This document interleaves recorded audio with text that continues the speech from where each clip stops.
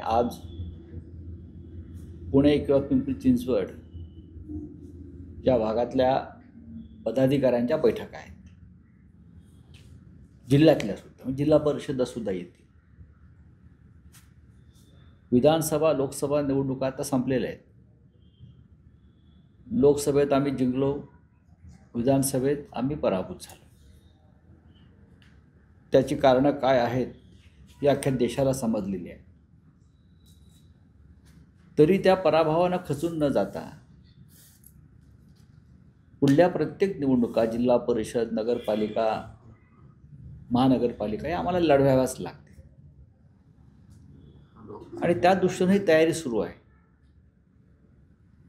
जो स्वबळाचा नारा दिलाय असं आपण म्हणता, याचा अर्थ महाविकास आघाडी जी आमची आहे 3 प्रमुख पक्षांची आणि त्याच्यामध्ये इतर अन्य घटक पक्ष आहेत, ती महाविकास आघाडी संपली, महाविकास आघाडी तुटली असा त्याचा अर्थ काढता येणार नाही. हा विषय मुंबईपुरत्या शहरासंदर्भातच आहे. मुंबई एक महाराष्ट्राची राजधानी म्हणून त्या मुंबईवरती असलेला शिवसेनेचा पगडा आहे अनेक वर्षांचा आणि मोठं शहर आहे. अनेक राज्य एवढी मोठी नाही आहेत आणि तिकडले प्रश्न, तिकडली बांधणी, तिकडली रचना ही वेगळी आहे. शिवसेनेनं सातत्यानं इथे मुंबईवरती आपली सत्ता, आपली पकड ठेवलेली आहे आणि ती तशीच ठेवायची असेल तर कार्यकर्त्यांचं आमचं म्हणणं आहे की आपण स्वबळावर जायला पाहिजे आणि त्या कार्यकर्त्यांच्या भावना शिवसेना पक्षप्रमुखांनी व्यक्त केलेल्या आहेत. पण ही परिस्थिती इतर शहरामध्ये किंवा जिल्ह्यामध्ये असेल का, त्याच्याविषयी आता साशंकता आहे. आता पुणे असेल, पिंपरी चिंचवड असेल, अन्य भाग असेल, तिथे तिन्ही पक्षांच्या लोकांचं म्हणणं आहे की आपण एकत्र लढणं गरजेचं आहे. तिकडे त्या त्या कार्यकर्त्यांच्या भूमिका लक्षात घेऊन आम्ही निर्णय घेऊ आणि नक्कीच कोणत्याही मागचा जो भूतकाळ आहे कालचा विधानसभांचा, त्याची चिंता न करता आम्ही या निवडणुकांना सामोरं जाऊ. मला त्याच्याविषयी काय म्हणते, त्यांच्याकडे आता काय गौप्यस्फोट कसले करणार. आता देवेंद्रजी फडणवीस हे जेव्हा मुख्यमंत्र्यांचे उपमुख्यमंत्री झाले तेव्हाही त्यांनी त्यांच्या हायकमांडचा मान राखला. हायकमांडने त्यांना सूचना दिल्या की तुम्हाला ते पद स्वीकारावं लागेल, काही करून सत्तेत राहायचं, ही या सगळ्यांची एक भूमिका आहे. एकनाथ शिंदे हे मुख्यमंत्री होते, त्यांच्या नेतृत्वाखाली निवडणूक लढली गेली आणि त्यांना असं म्हणतात की त्यांना 2024 सालीही आपण मुख्यमंत्री राहाल निवडणुकानंतर असंही सांगण्यात आलं होतं. तरी ते मुख्यमंत्री झाले नाहीत. मग कार्यकर्त्यांचा मान राखण्याचा प्रश्न येतोय कुठे. तुम्हाला भारतीय जनता पक्ष की तुमचा हायकमांड आहे, यांचा हायकमांड कोण आहे, भारतीय जनता पक्ष आहे. त्याने आदेश दिला, तुम्हाला स्वीकारावं लागलं. याच्यामध्ये ह्याचा मान राखला, त्याचा मान राखला हे म्हणणं हे तर्कसंगत नाही. देवेंद्र फडणवीस साहेबांनी त्यांच्या हायकमांडचा मान राखला, त्याच हायकमांडचा आदेश एकनाथ शिंदे यांना पाळावा लागला. त्यांनी जर उपमुख्यमंत्रीपद स्वीकारलं नसतं तर त्यांनी काय केलं असतं, काय केलं का, त्याचे पर्याय काय होते. त्यांच्याकडे कोणताही पर्याय नव्हता. आपली कातडी वाचवण्यासाठी, आपल्यावरचे खटले थांबवण्यासाठी किंवा पुढे जो त्रास होणार आहे तो होऊ नये यासाठी त्यांना सरकारमध्ये जाणं याशिवाय दुसरा पर्यायच नव्हता. ते गेले. त्यांचा प्रश्न आहे, त्यांचं राजकारण आहे. मी आपल्याला म्हणालो शिंदे गटामध्ये उदय होणार. मला कोणाची नावं घ्यायची नाही, पण ज्या पद्धतीनं राष्ट्रवादी काँग्रेस आणि मूळ शिवसेनेला तोडण्यात आली, त्याच पद्धतीनं अजित पवारांचा पक्ष तोडला जाईल, त्याच पद्धतीनं एकनाथ शिंदेंचा पक्ष तोडला जाईल. भारतीय जनता पक्षाला ही चटक लागलेली आहे पक्ष तोडण्याची देशभरामध्ये, फक्त इथे नाही.